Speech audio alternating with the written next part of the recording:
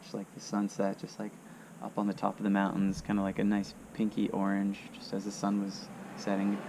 Peaks of the mountains would just catch it, and like this was in a really beautiful spot. It was almost kind of in like a cove, or like just kind of towards like a cove basically. So you have the mountains just running on the sides of you. So much like greenery just like growing on it, and then just all these waterfalls too. So like we'd be kind of sitting in a circle, and then I'd look this way for a little bit, then spin around to look the other way behind me because it's just amazing. And then so after that, we hung out there for a little bit. Alana went back to the hut first. I stayed there with the Israeli boys, just kind of chatting for a little bit. And then eventually we went back to the hut and kind of went to sleep. And so I guess like one thing I mentioned earlier was that like I packed so much food, too much food. Like so much food, in fact, I probably could have survived another 2, maybe 3 days on the track. Like I probably packed for 6-7 days or something like that. Like it's just so much food.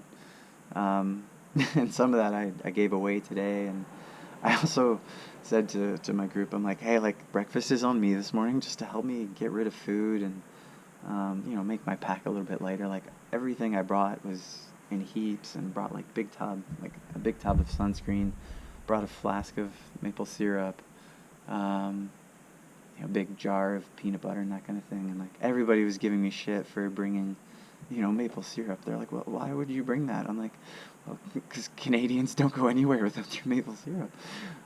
You mix it in with your porridge. You put, like, I brought some wraps to make like peanut butter and banana, and I'm like, you put that on there too, and like it was really fucking good. And but then they'd give me shit for it, but then they're like, hey, like, can I have some of your syrup? I'm like, of course. Sugar gave you like a good rush, to keep you going, like after you have your breakfast and you're heading out. Gives you a good sugar rush, which was great.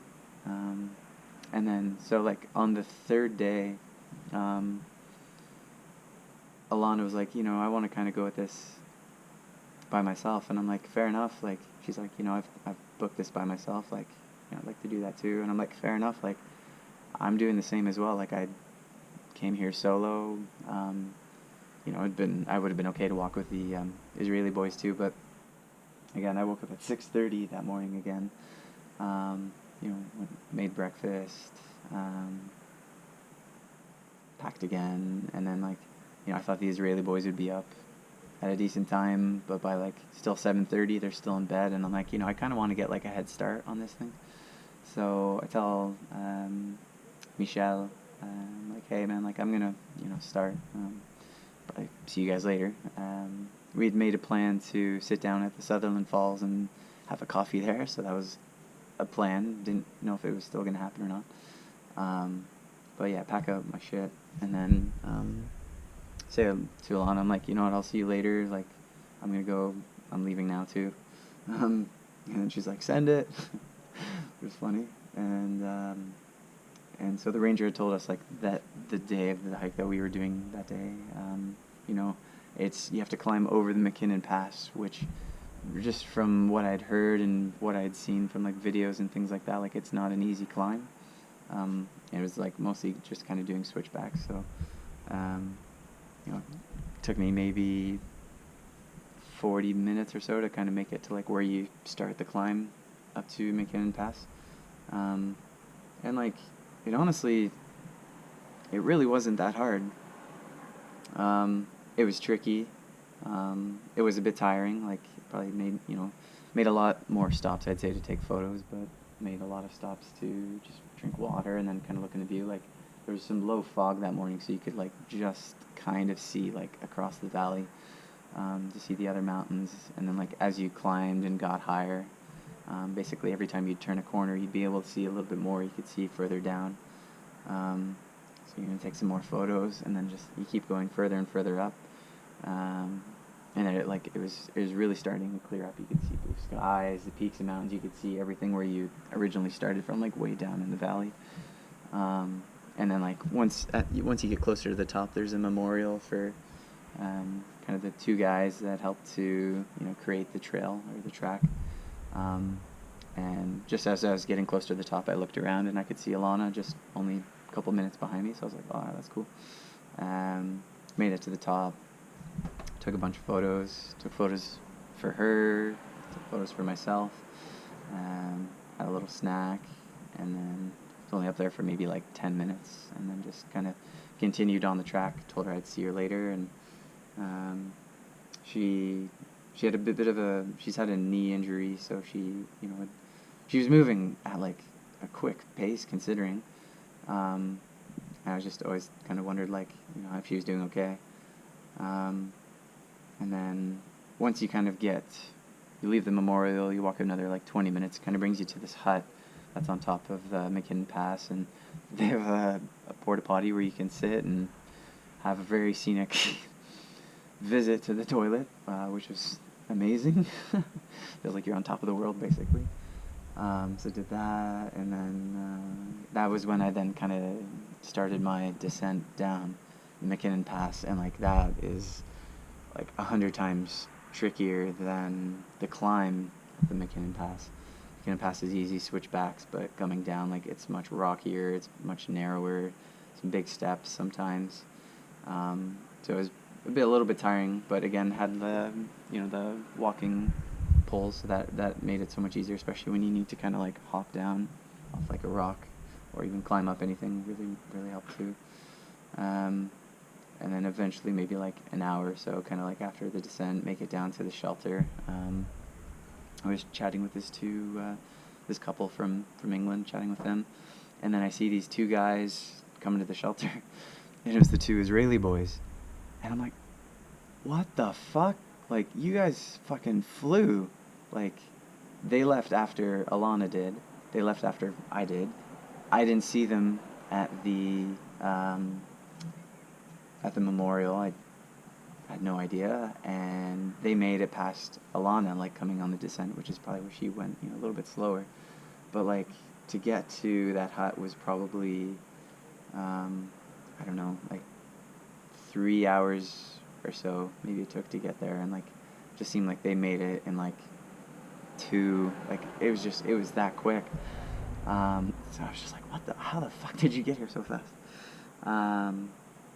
So we had a bit of a break there, and then continued on our way together, the three of us.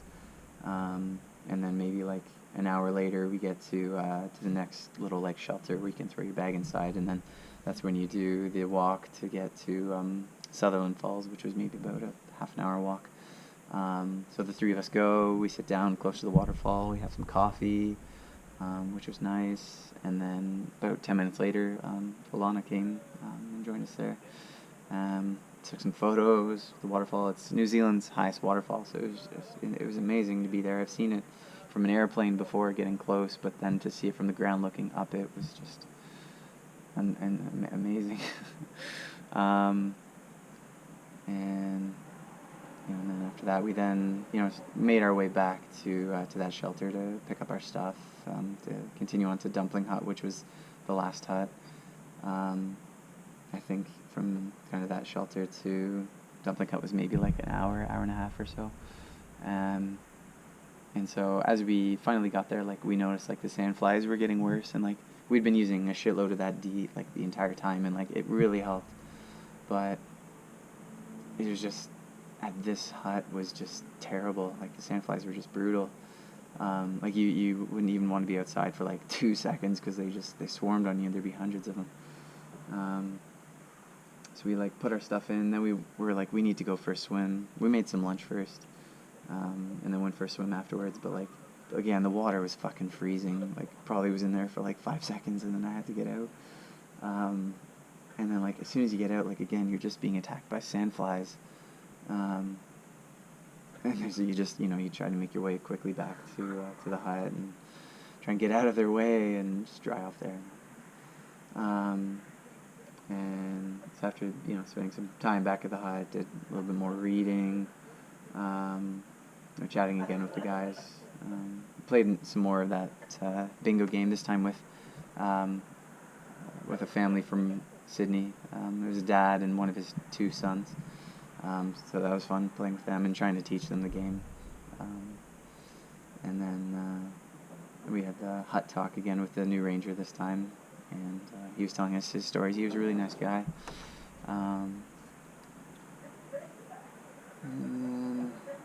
pretty early night that night. Probably went to bed by like 9:30, which just seemed so strange because it was kind of bright like this.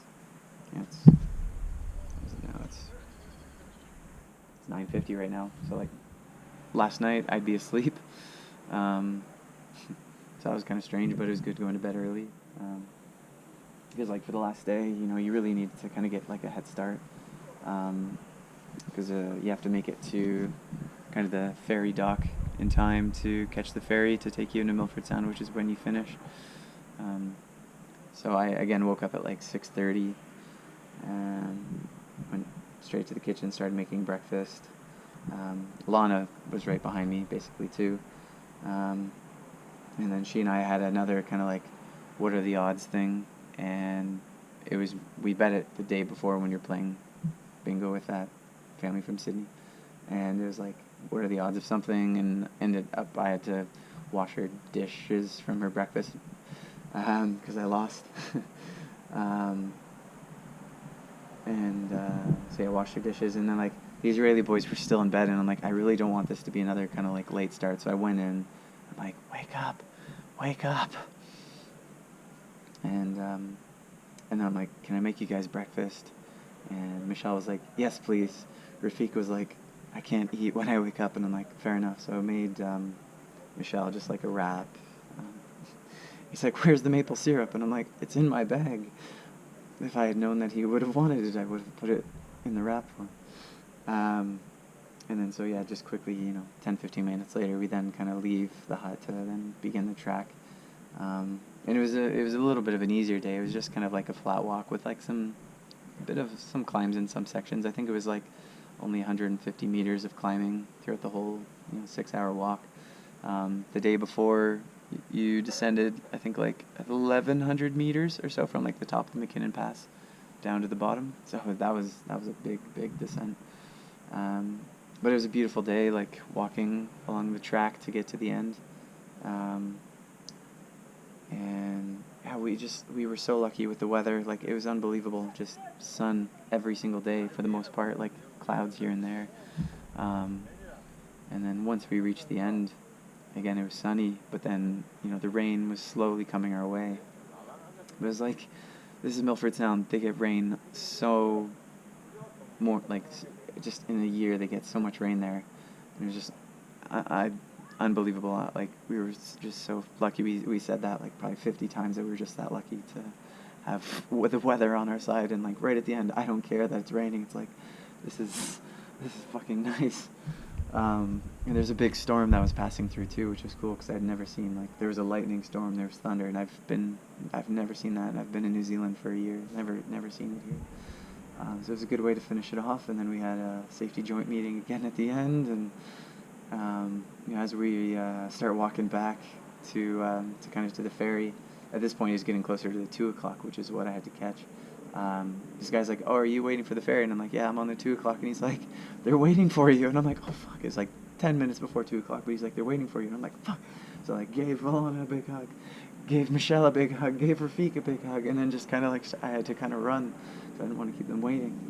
And then made it. And, as we were taking the ferry into Milford Sound, it was just, the rain was pissing down. But like, it was so beautiful. But like all these people that I met during this trip, like, it's the whole tramping and camping thing. Like, I think even if you do, book it solo and have the idea that like you may or may not do it solo,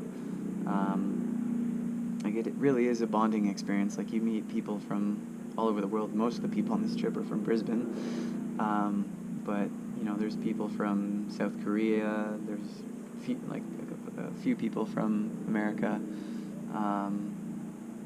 and like you just as you over the next couple courses of nights and days, like you pass them or you see them in the hut and you just start chatting with them and you get to know them. And that was honestly like one of the coolest things was like I could keep doing this walk for another like 4 or 5 days. I could do it in reverse, like if it's with the same people, because like it's a whole nother thing to be there, like away from everything really, like you're just away from work and your like town and shit like that. Like it's to be back here Like, it's weird for me to be back in Queenstown now, because, like, as you can see in here, like, there's fucking lights, there's fucking noise, like, there's people and shit like that. Like, I'm not saying I have a problem with people, but it's just been so peaceful and amazing. You know, the last few days, like, I wish I could just live out there and then come back to here. It's like, it just, you know, a culture shock kind of thing, like, you've been away for so long, but, like, everything that happened on this trip, the people I met, like, I wouldn't change anything, and, like, I fucking would love to meet these people again and hope that we do have more adventures and that kind of thing, like, meet somewhere else in the world. Like, this is the best thing I've ever done. Like, I'm so glad that this came up and I had the opportunity to do it. And, you know, I was stressing for so long of, like, holy fuck, the day is coming that I'm going to be doing this. Like, am I ready? It was unreal. It was so beautiful. Like, I'll never forget this trip. And yeah, I'll definitely be back to do this again. I fucking love that. That was awesome.